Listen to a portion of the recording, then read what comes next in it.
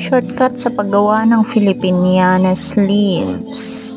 Measurement is 12.5 yung height, tapos 17 yung arm niya.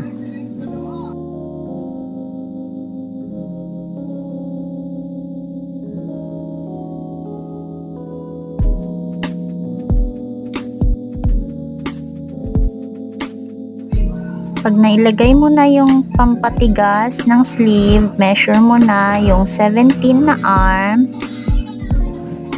and then tahiin mo lang siya. Ganun.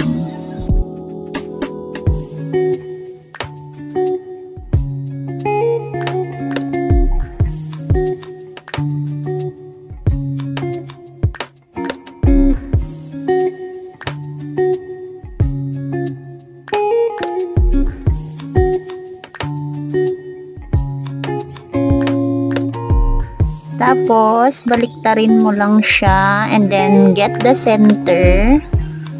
I-center mo siya para pantay yung pagkaka-fold, pagkaka-pleats ng sleeve. Unahin yung center, gumawa ng pleats. 1 inch ang pagitan, 1 inch ang lapad ng pleats.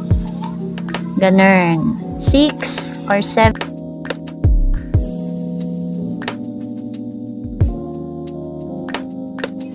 Pag na-measure mo na siya, tahiin mo lang siya pag tinatamad kang mag-pin. Temporary lang na tahi. Then, mag-pleats ka ulit sa kabila.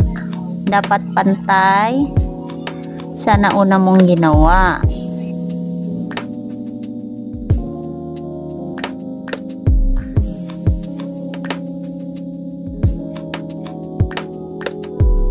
Pag na-pleats mo na rin, tahiin mo na din para pantay.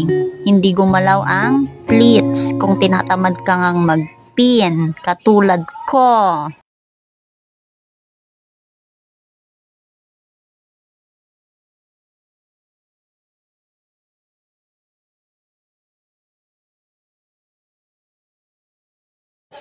I-measure mo na yung armhole.